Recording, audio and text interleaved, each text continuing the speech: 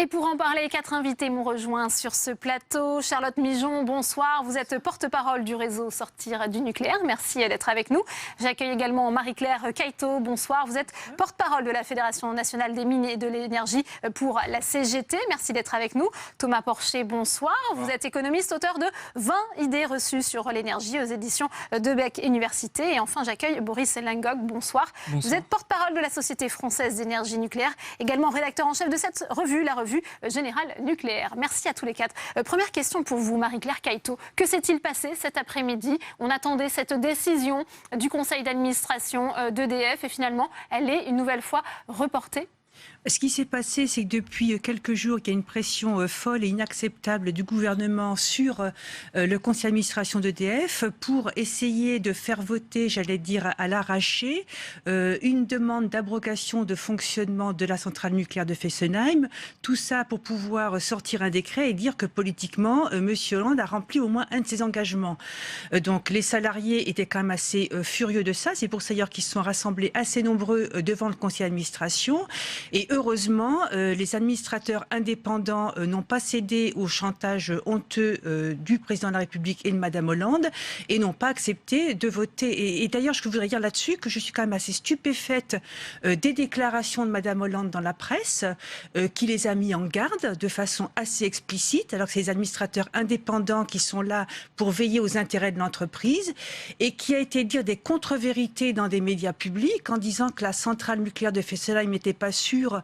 Donc ça veut dire qu'elle remet en cause en tant que ministre le rôle de l'autorité de sûreté nucléaire et qu'il faudrait provisionner pour la mettre aux normes de sûreté alors que les normes de sûreté post-Fukushima ont déjà été faites. Donc c'est quand même un épisode qui est vraiment très troublant. Charlotte Mijon, c'est qu'il y a ce contexte politique, on est à quelques semaines du premier tour de la présidentielle, ça a pesé dans la décision d'aujourd'hui?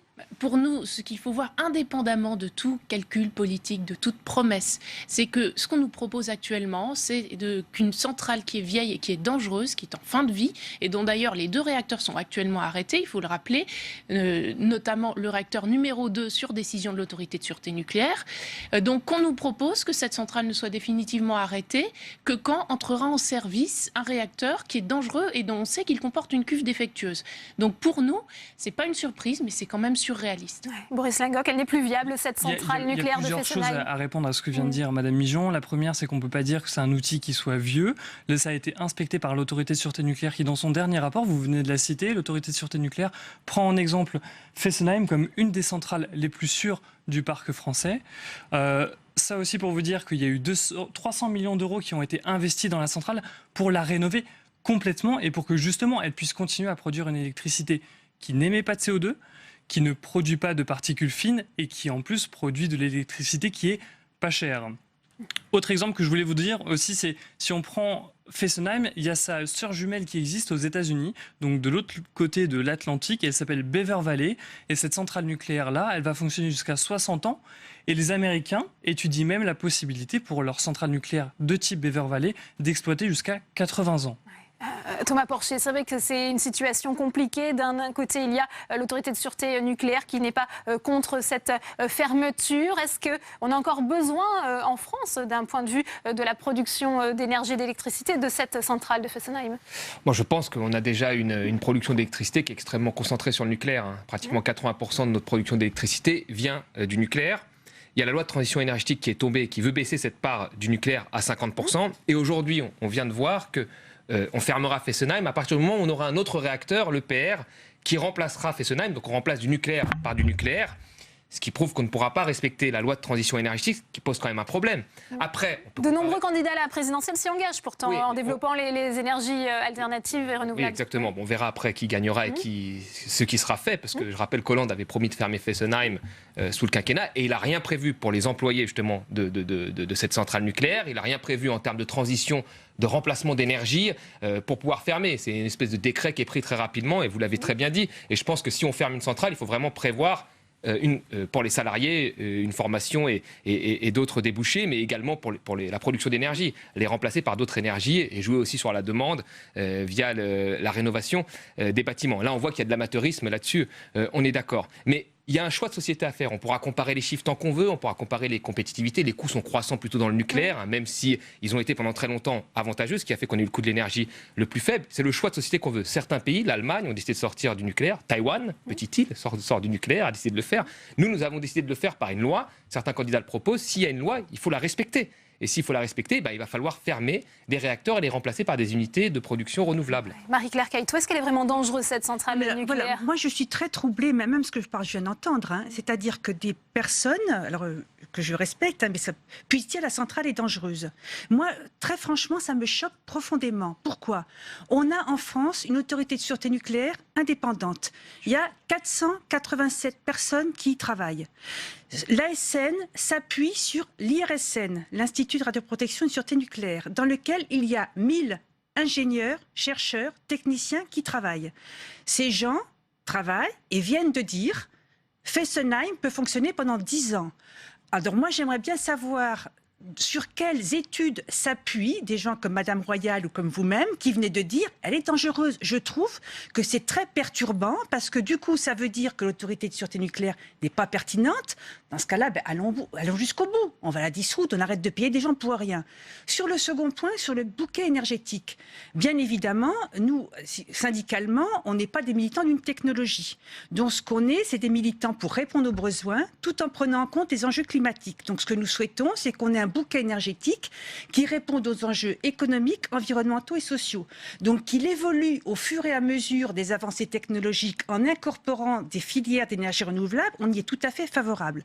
Par contre, aujourd'hui, on est dans un cas où on nous demande de fermer de manière politique une usine qui ramène 1 million d'euros par jour à l'entreprise EDF, qui émet, comme ça a été dit, qui produit l'électricité à bas coût sans émettre de CO2 et qui emploie dans la région d'Alsace 850 personnes, donc entre 3 à 4 000 personnes dans le tissu industriel. C'est pas rien quand même. On parle quand même de pas rien par rapport. Charlotte Migeon, sur quoi vous basez-vous justement pour juger cette centrale dangereuse, contrairement à ce que préconise l'ASN? Déjà, tout simplement, ce que dit l'ASN elle-même, je pense que si l'ASN a suspendu le certificat d'épreuve du générateur de vapeur du réacteur numéro 2, c'est qu'il y a une raison à ça. Si l'ASN a avoué n'être pas très contente qu'on lui ait caché certaines choses. Lorsque EDF a fait passer une fuite d'eau de 100 mètres cubes d'eau pour un défaut d'étanchéité, je pense que là, elle a ses raisons d'être un petit peu en colère. Et par ailleurs, on peut dire l'autorité de sûreté nucléaire est indépendante. On vient d'avoir un démenti flagrant. Il y a eu une révélation, donc il y a à peine une semaine, vous l'avez vu, sur la cuve de l'EPR, comme quoi l'autorité de sûreté nucléaire était au courant depuis 2005 que la cuve de l'EPR pouvait comporter des défauts parce que l'on faisait n'importe quoi à l'usine du Creusot. Elle le savait, elle n'a pas voulu ou elle n'a pas pu agir. Et elle a apparemment subi de fortes pressions d'EDF et d'Areva pour que cette cuve soit homologuée. Donc à partir de là, l'ASN elle-même demande plus de moyens, elle demande plus d'agents, elle demande plus de pouvoir de sanction. Donc on peut dire qu'elle est indépendante, mais est-ce qu'elle se retrouve dans un rapport de force suffisant pour pouvoir imposer ce qu'elle souhaite? Si je peux me permettre. Allez-y, alors Boris Lingoc et ensuite Thomas Porcher. Allez-y. Laissez-moi finir, s'il vous plaît. Est-ce qu'elle se retrouve dans un rapport de force suffisant? Quand, je me souviens très bien, il y a encore quelques mois, j'étais à une audience alors qu'EDF était en justice par rapport justement à des infractions qui viennent d'être sanctionnées à la centrale de Fessenheim, une canalisation qui a été réparée n'importe comment et qui s'est rompue sous les yeux des inspecteurs de l'ASN, juste à 1 mètre de là où elle avait été réparée, alors même qu'EDF avait promis qu'ils feraient les réparations et qu'ils analyseraient ceux qui n'ont pas fait. Et quand on voit que les représentants d'EDF essayent d'intimider l'autorité de sûreté nucléaire... Charlotte Migeon, pour que la parole circule, allez-y Boris Lingoc. Il faut revenir sur des éléments assez concrets du débat. Encore une fois, l'autorité de sûreté nucléaire a dit que cette centrale nucléaire-là, après des examens, après les réinvestissements qui ont été faits, pouvait fonctionner encore 10 années supplémentaires. Et puis, au-delà de ces 10 ans, il y aura d'autres examens. Avec un réacteur défectueux. Allez-y, finissez. Si je peux me permettre, et vous avez parlé tout à l'heure de ces moyens et tout ça, on a bien vu, et donc Thomas peut aussi en être témoin, au début de l'année, ce qu'il s'est passé, c'est que l'autorité de sûreté nucléaire a demandé l'arrêt d'une dizaine de réacteurs pour des inspections. Et donc ça démontre bien aussi à la fois son indépendance vis-à-vis de ce que vous appelez, vous, des pressions, mais dont vous n'avez pas la preuve. Mais et on en surtout, a la donc, preuve. On en a elle la est preuve. indépendante et qu'elle a les moyens et qu'elle ne prend aucun risque. Donc elle applique à la lettre le principe de précaution Je suis qui pas est de dire à la moindre réserve, elle préfère arrêter la tranche plutôt que de faire courir. Thomas Si Porcher, elle en avait ensuite, vraiment Charlotte les moyens, si elle en avait vraiment les moyens, est-ce qu'elle aurait pu Elle le obtenir fait, elle fait vraiment l'arrêt de la production de la cuve? Est-ce que c'est quand même surréaliste ce qui s'est passé à Flamanville? Désolée d'insister sur ce point-là, mais ça veut dire que l'autorité de sûreté nucléaire a adressé un nombre important de demandes à Areva pour avoir des résultats des tests sur la cuve. Elle n'a pu les avoir qu'une fois la cuve Alors, installée. Thomas Porcher. On ne peut pas parler de moyens d'agir dans ces cas-là. Je me permets, l'énergie est un choix politique. Le nucléaire, ça a été un choix politique. Tout à fait. Le général de Gaulle a voulu le plan nucléaire, c'était un choix politique. Donc en sortir est aussi un choix politique. Je vous rappelle que EDF ne va pas très bien. Areva ne va pas bien non plus. Deux champions du nucléaire ne vont on pas peut très bien. discuter pourquoi. Ouais, mais ils vont Allez-y, pas très Thomas bien. Porcher, Enfin, en ensuite. tous les cas, moi, je pense qu'ils vont pas très bien, pas à cause des salariés comme Emmanuel Macron, mais à cause justement d'une vision stratégique que l'État n'a plus. On est Or, d'accord. aujourd'hui, si on veut garder EDF et conserver votre emploi, je pense qu'il va falloir quand même faire quelque Il n'y a chose. pas que le mien. Et d'autres emplois. Beaucoup d'emplois. Il y a 220 000 emplois Donc, dans le nucléaire. Voilà. Et donc, moi, je pense qu'il faut opérer cette transition et faire justement d'EDF un champion des renouvelables. Parce que les parts de marché sont à prendre là. Non, Vous mais avez 75%. EDF est déjà le premier producteur Non, d'énergie mais- oui, renouvelable mais- d'Europe. Hein. C'est d'abord une entreprise du nucléaire avant d'être du renouvelable. Non, mais Là, il faut que ça devienne un attendez, champion. attendez, Laissez-moi attendez, finir, attendez, je vous attendez. demande. Pas tous en même temps. Allez-y, Thomas Porcher. Parce que les je parts de réponds. marché sont à prendre là, au niveau européen, comme Moi, au je niveau vous- de la loi de la transition. Donc aujourd'hui, le gouvernement a décidé de baisser la part du nucléaire. Donc voilà, on prend acte, et c'est quand même grave aujourd'hui que ce soit EDF, une société publique, qui décide à la place des choix politiques. Normalement, c'est l'inverse. Le général de Gaulle, il n'a pas demandé à EDF de... Non, il a décidé pour EDF. Et là, il faudrait que le Marie-Claire politique Caïto. Oui, non, parce que moi, commande EDF et pas l'inverse. il y a quelque chose que je voudrais pas laisser croire, c'est que si EDF est en mauvaise santé financière ou en mauvais état, ce dont je suis d'accord, ça serait à cause du nucléaire. Entre autres. Le problème. Bah écoutez, je suis désolée, là on ne va pas être d'accord. Le problème, c'est la libéralisation du secteur énergétique Aussi. qui est en train, pour laquelle d'ailleurs beaucoup ont voté, de politiques, qui est en train de mettre une pagaille sans nom en France et en Europe, qui ne nous met pas à l'abri à l'avenir de blackout et de hausse massive de tarifs. Je Parce suis d'accord qu'aujourd'hui, avec je vous. peux vous donner des exemples très précis. À partir dont on avait des entreprises EDF, GDF, monopole national d'électricité et de gaz qui étaient à des optimums technico-économiques, qui ont été complètement désoptimisés avec la concurrence. On a mis de l'argent fou par la fenêtre, un gaspillage, et c'est à cause de ça qu'on a un problème. C'est à cause de la libéralisation Thomas de la Porcher, concurrence. ensuite, et c'est rapidement, pas à Boris. cause Un d'une petit mot de technique. 5 secondes. Je suis d'accord avec vous, la libéralisation a Ça, fait mal à toutes nos grandes entreprises. Mais EDF va quand même plus mal que GDF, que Engie, pardon, et que Total. Globalement, elle sort du 440, etc. Elle va beaucoup plus mal. Donc il n'y a pas que la libéralisation qui a apporté un Il y a coup. aussi la Et stratégie. c'est Boris avec la- Lingog, est-ce qu'on c'est avec la prend des libéralisation que risques? l'État Est-ce qu'on prend aujourd'hui- des risques pour les salariés? Est-ce qu'on prend des risques humains en maintenant cette centrale ouverte au nom d'enjeux économiques selon vous? Non, je pense plutôt l'inverse. En fait, on a parlé de transition énergétique tout à l'heure. La transition énergétique aussi, qu'est-ce qu'elle dit, la loi? C'est qu'il faut réduire nos émissions de CO2. Un des moyens d'y parvenir, on peut tous être d'accord là-dessus, c'est les chiffres qui sont établis par le GIEC, qui est l'organisme de référence dans la lutte contre le réchauffement climatique et qui liste en fait les 4 principales technologies pour lutter contre le réchauffement. Parmi elles, il y a le nucléaire. La France est un des champions du monde, des pays industriels qui n'émet pas de CO2. Pour vous donner un seul Il chiffre... faudra bien fermer des c'est- centrales si on veut Non, en fait, arriver justement, à cet c'est objectif ce que de je vous dis. En 50%. fait, l'objectif, c'est pas les 50% pour les 50%.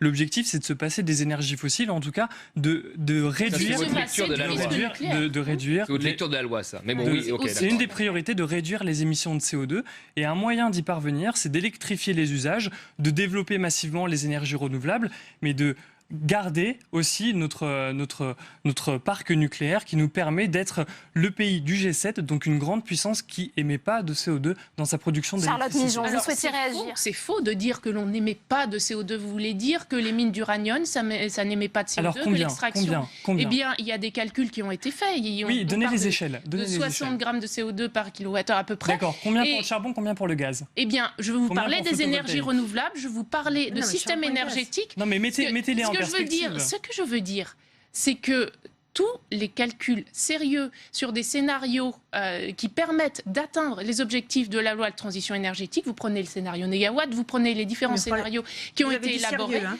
eh bien, ils prennent en compte... oui, le scénario négawatt prennent en Laissez compte finir Charlotte Migeon. une sortie du nucléaire. Et vous ne pouvez pas à la fois développer les énergies renouvelables, développer les économies d'énergie, qui sont les vrais moyens, les deux principaux moyens de réduction des gaz à effet de serre, soulignés par le GIEC lui-même. Je me permets juste de Le GIEC répondre lui-même juste un élément, déclare excusez-moi. que le nucléaire ne peut jouer qu'un rôle marginal. Pardon. Je suis désolée. vous Iris réponds- Lingoc, je vous allez-y. réponds Allez-y. avec le rapport du GIEC. Je vous invite à le lire justement. Je l'ai Il y lu. a 1200 rapports qui ont été étudiés par le GIEC. 1200, d'accord ? Parmi lesquels le scénario négawatt notamment. Qu'est-ce que dit ce 1200 ? Et il n'y en a que 8 scénarios qui permettent d'atteindre les objectifs de lutte contre le réchauffement climatique, c'est-à-dire limiter l'augmentation de la température globale de la Terre à 2 degrés. Il n'y en a que 8 sur les 1200 qui parviennent sans énergie nucléaire. Ce que je dis là, il y a des scénarios, effectivement, mais simplement c'est prendre un risque important et de rater l'objectif aussi qui est de lutter contre le Thomas réchauffement Porcher. climatique. C'est la priorité Pardon, numéro Charlotte Le Migeon. risque important que l'on prend, c'est de se retrouver avec un accident. Un accident qu'on ne saura pas gérer. Ça, on l'a vu au Japon, qui était pourtant l'un des pays les plus développés du monde. Un accident qui nous coûterait plusieurs points de PIB, si on veut juste compter en économie. Un accident qui ferait que les priorités en termes de lutte contre le changement climatique passeraient totalement en second plan. Donc, ce risque-là, est-ce qu'on veut le prendre ? On a en probabilité quand même plus de risques d'avoir un accident que n'importe quel autre pays, pour la bonne et simple raison que nous sommes le pays qui avons le plus de centrales nucléaires par habitant. Alors, les 3 accidents majeurs, il y en a eu 2 quand même qui ont eu lieu dans des pays très développés, les États-Unis et le Japon. Hein. Après, on voit toujours les rapports après coup, hein. D'ailleurs, comme dans les accidents de Deepwater Horizon, de cette plateforme pétrolière. Après coup, on se rend compte toujours que le risque zéro n'existe pas. Donc ça, il faut quand même le dire, même si l'autorité de sûreté nucléaire, pour le coup, peut-être sérieuse, il y a quand même le risque qui est plus élevé qu'ailleurs. Alors très rapidement, vous aurez le mot de la fin, Marie-Claire Cailleteau, parce qu'on arrive au terme de cette émission. Il est réel ce risque d'avoir un accident si on maintient ouvert. Non, mais si vous voulez, nous on a un principe, c'est qu'on a une autorité de sûreté nucléaire qui dit si un réacteur peut continuer à fonctionner ou pas et dans quelles conditions. Par contre, je suis désolée, le risque du réchauffement climatique, il est très réel. Les climatologues nous alertent et ils disent c'est tout de suite qu'il faut agir, sinon on va dans le mur. Or, si on n'agit pas tout de suite, si on fait comme l'Allemagne, c'est-à-dire qu'on privilégie la sortie du nucléaire et qu'on émet plus de gaz à effet de serre dans l'atmosphère en utilisant du charbon et la lignite, eh ben, ce qu'on fait, c'est qu'on repousse plus tard la question du réchauffement climatique et on va être devant des migrations massives de populations, soit qui n'auront plus d'eau, secondes pour conclure. soit qui n'auront plus d'eau, Migeon, soit qui auront des territoires qui seront submergés par l'eau. Et je ne sais pas comment on fera avec des gens... Très rapidement, Charlotte Migeon, On continue à réduire ses émissions de gaz à effet de serre. Et je veux juste vous dire que même le président de l'autorité de sûreté nucléaire En ouvrant des lui-même centrales à charbon, c'est parle compliqué. Eh bien, merci. On ne vous mettra pas d'accord sur ce plateau ce soir. Merci. et reconnaît le risque d'accident majeur existe en France. Merci à tous les 4. C'est la fin de cette édition. Merci d'y avoir participé et merci à vous de l'avoir suivi. À 22h, vous retrouvez Perrine Tarnaud pour l'émission On va plus loin. Bonne soirée à tous sur Public Sénat.